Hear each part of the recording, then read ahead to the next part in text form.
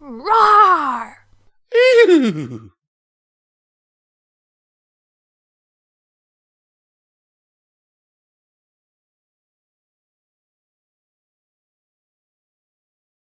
Final Thoughts by NotARealPonydotcom. Bright lights, big city, small horses. Dear Journal, and/or whoever is reading this, I know that Rarity already written about our journey to Manhattan and how she learned a lesson from it, but I feel it is important that any and all lessons we learn, we being the other elements of Harmony and Spike, should be put down in this journal. This can help the ponies who will eventually read this learn as much as they can about the importance of friendship and how it shaped our lives and the lives around us. With that, allow me to tell you what I learned on my trip to Manhattan. Let me start by saying that Manhattan is a gorgeous place. Between the gleaming towers that seem to rise into the heavens above as you tour the city, the countless landmarks that make such tours an absolute delight, and the seemingly limitless forms of entertainment scattered throughout the city streets, have I mentioned how great Henny and the Hills was? I can't decide what I find the most charming about the place. Everything about it screams at you with an excitement and attitude that's simply intoxicating. The city's energy is contagious enough to put any pony in an eccentric mood, which is exactly what happened to my friends and me when we first arrived. Rarity even broke into song and dance spontaneously. However, there are a few small problems I had with the city, despite all of its positive aspects. Firstly, it seems that the weather team is not as effective at informing the citizens of Manhattan of the current weather schedule. It was the middle of the day when, out of nowhere, a rainstorm broke out, and only for a few minutes at that. There also seems to be a problem controlling the city's avian population. I watched a bird swoop in and snatch a carrot dog right out of Spike's hand. Admittingly, he was holding the dog comically high above his face, which was basically the same as saying, "Gee, I sure hope nothing happens to this delicious carrot dog before I take a bite." Still though, it was odd to see such behavior from a bird. A few more pieces of advice, just as a warning. There are some alleyways that are a lot smellier than you'd think. Some of the landmarks aren't meant for those who get a bit dizzy at great heights. If you plan on traveling by cab, don't expect instant service unless you make a friend out of a cab driver. Of course, the city is still completely worthwhile if you can make the trip. These are all minuscule problems I've named, and I'd be ridiculous not to admit that I'm nitpicking when I point them out. They're little things, really. They probably won't even affect you now that you know about them. Oh, just one more thing. Don't expect any pony to know that you're a princess, even if you're standing right in front of them with your wings and horn in plain sight.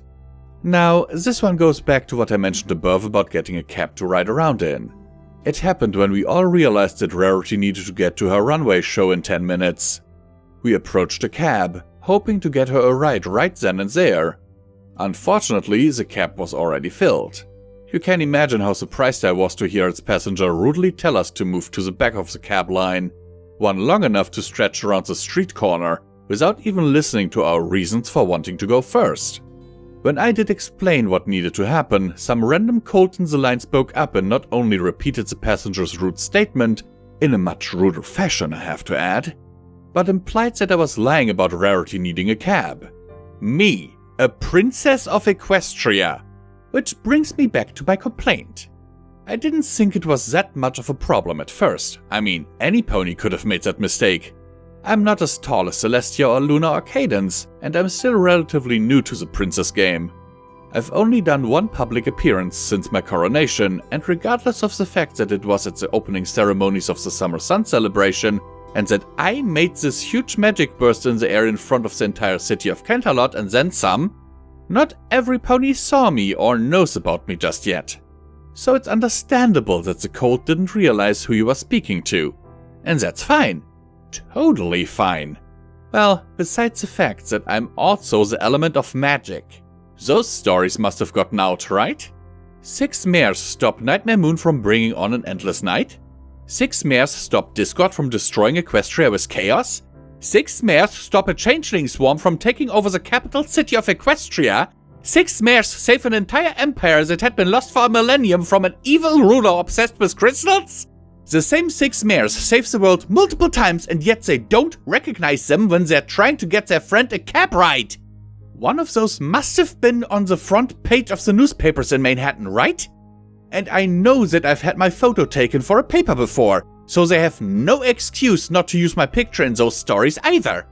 Just because we've given up the actual elements, there's another story. 6 mares save Pony&Wolf from an expanding forest of evil and rescue Princess Celestia and Luna, all in the same day. Doesn't mean we're not the same mares that have saved the world before. We still rescued all their lousy, rude-talking flanks, elements or not, and it'd be nice to feel appreciated by some pony other than my mentor, who is Princess Pony Celestia, I might remind you.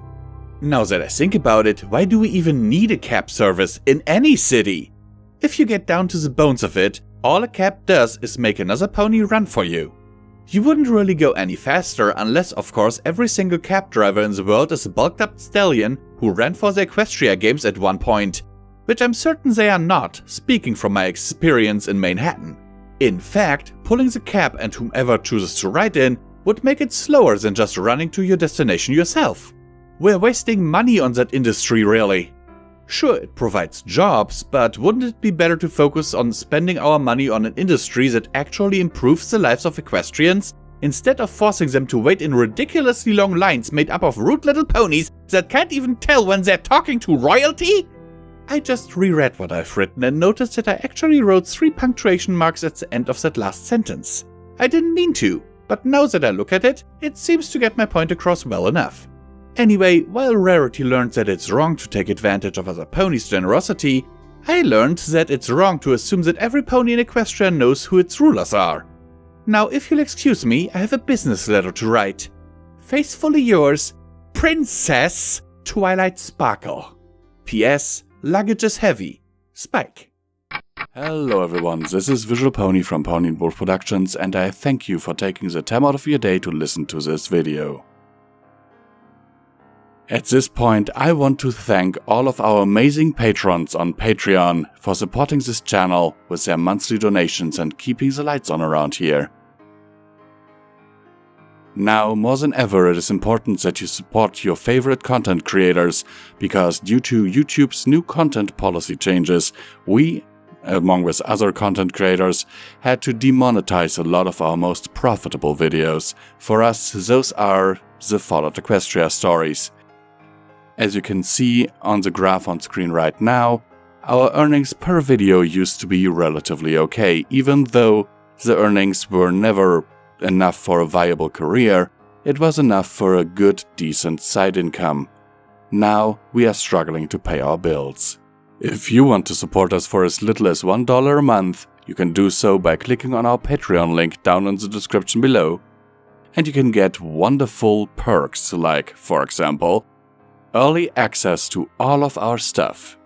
Sometimes things like this are recorded months in advance. Voice acting lessons from me or Midnight, if you really want to. And you can join our Patreon Discord server.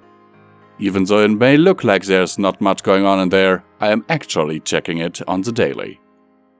Thank you for listening to this message, and I wish you a wonderful, wonderful day.